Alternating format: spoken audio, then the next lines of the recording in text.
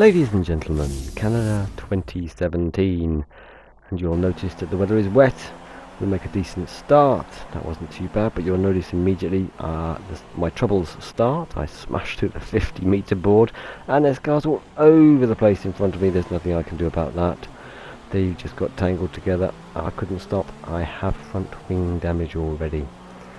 That was to be a feature of my race. Nevertheless, I ploughed on, and I thought I'll hang on in there with my front wing damage.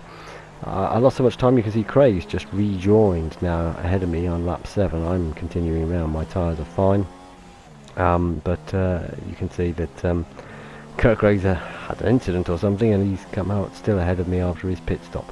Nevertheless, Craig is about to overtake John.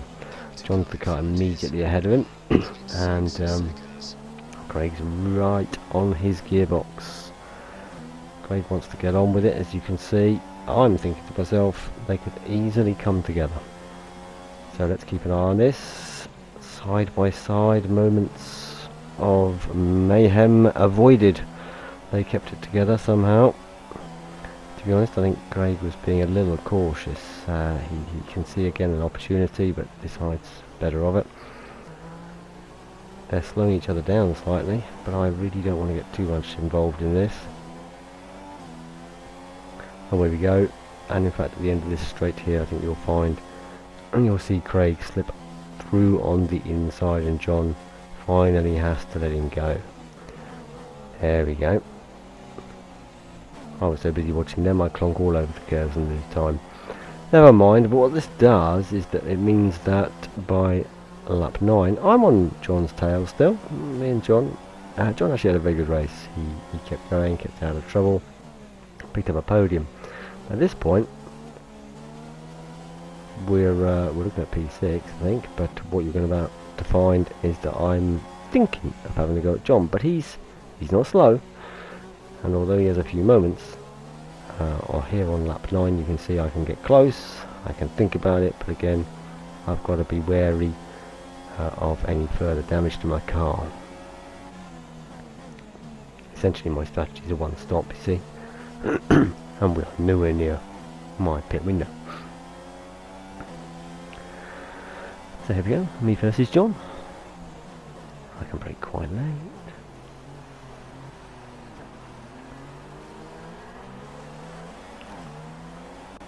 Keep following John. I don't know why I'm looking behind, there's nobody there. Sorry, I ran this race around Monaco with a terrible cold, and I've still got it. Here we go. Once again, I'm thinking about it, but that just drifts me wide on the way in, clunks me over the curb and loses time. So, lap 10. Still. Yep. John's still ahead. It's been quite a long time with John thinking about how I might get ahead of him. Eventually, he actually pulled into the pits. We get to lap 13. Here we go. There's John. I've dropped back a bit here. Clearly I've made some mistake, but I'm catching him again.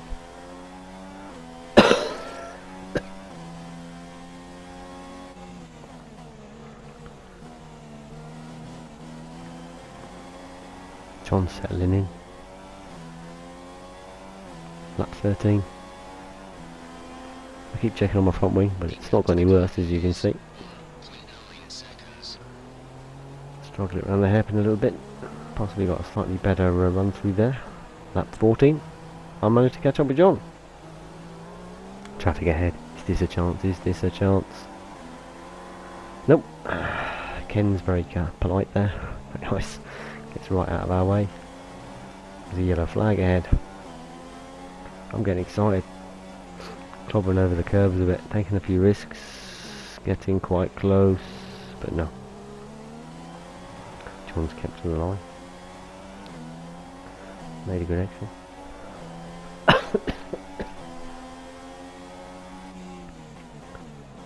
He wandered over there to the right, and I thought to the left. Sorry, and I thought for a minute he was going to lose it, almost put the wheel on the grass.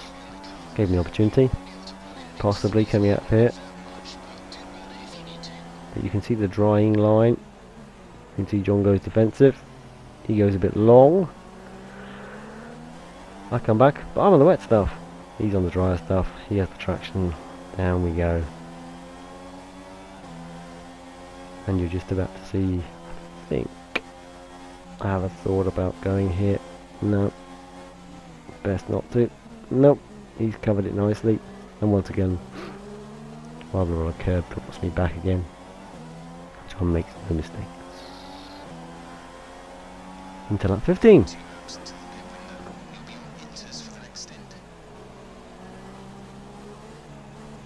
There he goes. Getting a little bit fed up at the back of the Mercedes, but I'm thinking it's a long race at this stage.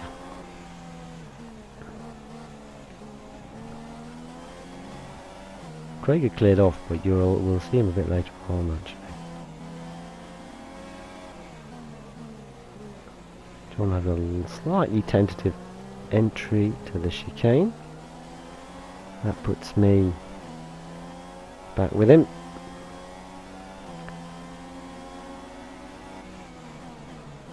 Traffic ahead. John makes quite a good use of the curbs. Gets away with it. Me too. Traffic ahead. I'm thinking possibly that'll be a question. No. Can I edge it through the inside? No. I just don't have the grip. Message tells me my teammates in the pits. So no time for me to pit. One shoots down the straight.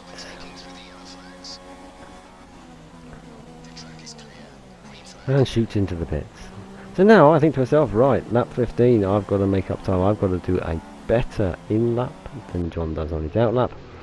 And what that leads to on is actually what I'm trying this method. Lap 17, flat out still. I'm thinking I'm going quite well. I need to go faster. I'll lunge for it, but no, the lap car's not having it.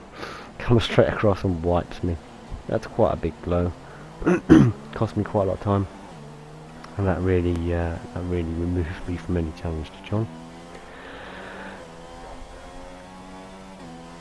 I'm now actually going to have to head for the pits myself. It's time for my pit stop, and you'll see there I've actually got Dave behind me. I've suddenly found him.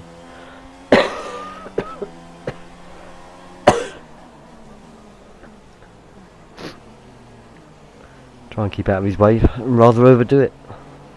I didn't realise Dave had Craig right behind him. So they'd had some stops and away they go, the fighting Ferraris. I head for the pits.